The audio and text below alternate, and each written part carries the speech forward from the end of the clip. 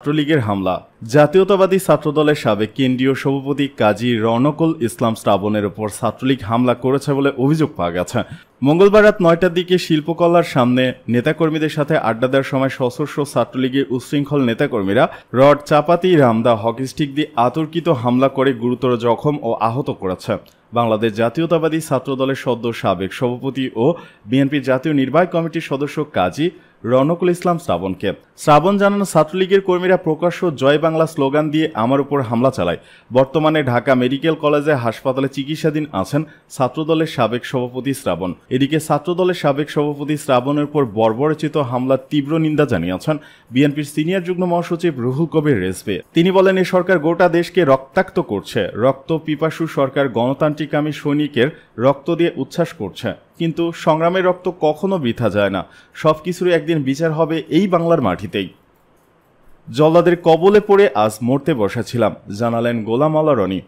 ঢাকা বিশ্ববিদ্যালয় ঢাবি ক্যাম্পাসে হামলার শিকার হয়েছেন পটুয়াখালী ৩ আসনের সাবেক সংসদ সদস্য এমপি গোলাম আলা রনি। মঙ্গলবার বেলা ১১টার দিকে এই হামলা হয়। এতে গোলাম আলা রনি আহত না হলেও তার ব্যবহৃত গাড়ি ক্ষতিগ্রস্ত হয়েছে। এ ঘটনায় নিজের ফেসবুক ওয়ালে হামলার বর্ণনা দিয়ে একটি স্ট্যাটাস দিয়েছেন রনি। স্ট্যাটাসের সাবেক এই সংসদ সদস্য লিখেন, জল্লাদের কবলে পড়ে আজ আর একটু হলেই মরতে বসেছিলাম। প্রাণের শিক্ষা প্রতিষ্ঠান ঢাকা বিশ্ববিদ্যালয় ক্যাম্পাসে আমার প্রাণের ওপর আঘাত আসবে এমন চিন্তা কোনোদিন মাথায় ঢোকেনি। তাই রাত বিরাতে একাকী পায়ে হেঁটে বা রিক্সা বা উবারে মোটরসাইকেলে করে মনের আনন্দে দোয়েল চত্বর হয়ে কখনো টিএসসি বা কখনো শহীদ মিনার হয়ে নীলক্ষেত দিয়ে বাসায় ফিরেছি। অফিসে আসার ক্ষেত্রেও সর্বদা বিশ্ববিদ্যালয় ক্যাম্পাস হই, আসতেই শান্তি অনুভব করি। তো আমার সেই শান্তির যাত্রায় আজ কি ঘটেছে সেই কথা বলার চেষ্টা করব। আমার গাড়ি যখন ঢাকা বিশ্ববিদ্যালয় মেট্রো রেলের স্টেশন পাড়ি দিয়ে পুষ্টি বিজ্ঞান বিভাগের উল্টো দিক দিয়ে যাচ্ছিল, ঠিক তখন ইউটার্ন নেওয়ার জায়গায় ৪ থেকে ৫ জন যুবক হাতুড়ি এবং আগ্নেয়াস্ত্র নিয়ে আমার গাড়ির উপর ঝাঁপিয়ে পড়ল। হাতুড়ি দিয়ে বেধড়ক পিটিয়ে গাড়ির গ্লাস ভেঙে ফেলল। হতচকিত ড্রাইভার প্রথমে গাড়ি ব্রেক করলেন, তারপর আবার দ্রুত টান মেরে জল্লাদের কবল থেকে বাঁচার চেষ্টা করলেন। হাতুড়ি বাহিনী পেছনে ছুটল আর অকথ্য ভাষায় গালাগাল দিতে লাগলো। অফিস শেষে আমি বিষয়টি আইনশৃঙ্খলা বাহিনীকে জানালাম। তারা বেশ আন্তরিকতা নিয়ে প্রতিকারের আশ্বাস দিলেন। আমি ছাত্রলীগ সভাপতি সাদ্দামকেও ফোন করে ঘটনা জানালাম, তিনিও সান্ত্বনা দিলেন। উল্লেখিত অবস্থায় আমার কপালে আগামী দিনে কি ঘটবে তা আমি জানি না। এটা নিয়ে আমার কোনো উদ্বেগ বা উৎকণ্ঠাও নেই, কারণ আমি জন্ম থেকেই ছন্নছাড়া মানুষ। জীবনের প্রতি মায়া, বেঁচে থাকার স্বপ্ন বা কোনো কিছু পাওয়ার লোভ কোনোদিন আমাকে তাড়িত করেনি। সুতরাং মরে যাওয়া বা কেউ আমাকে মেরে ফেলবে এটা নিয়ে হইচই করার প্রয়োজন আছে বলে মনে হয় না। বর্তমানে আমার ব্যবসা বাণিজ্য প্রায় বন্ধ।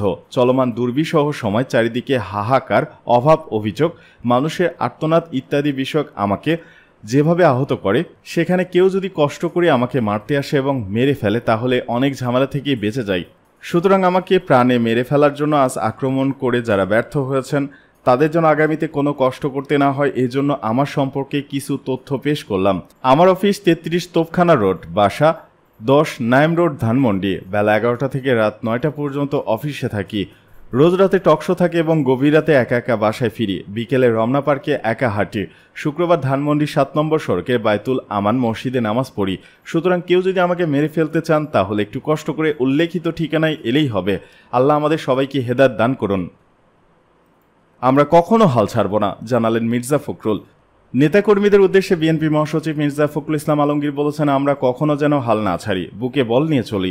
মঙ্গলবার ঢাকা রিপোর্টার্স ইউনিটির এক স্মরণ সভায় প্রধান অতিথির বক্তব্যে তিনি এসব কথা বলেন।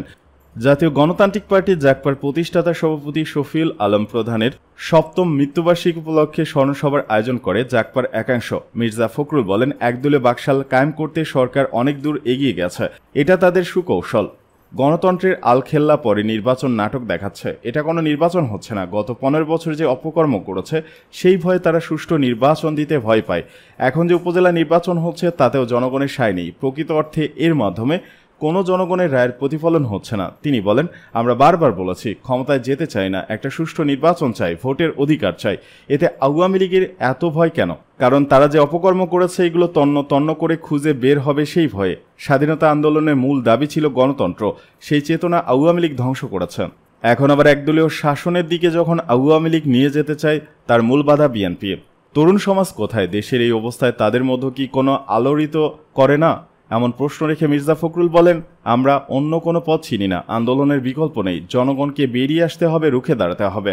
সাবেক সেনাপ্রধান জেনারেল আজিজ আহমেদের পরিবার সহ মার্কিন যুক্তরাষ্ট্রের নিষেধাজ্ঞায় পড়েছেন এমন তথ্য তুলে ধরে তিনি বলেন, এখানে কেস দেখানো হয়েছে গণতন্ত্র বিনিষ্ট ও দুর্নীতির দায়।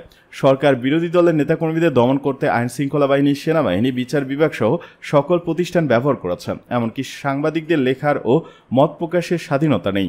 দুর্নীতি এমন পর্যায়ে গেছে, এমন মন্তব্য করে তিনি বলেন, দুর্নীতি আর লোপাটের সাথে যারা জড়িত তাদেরকে এই ব্যাংকগুলোর দায়িত্ব দিয়েছে।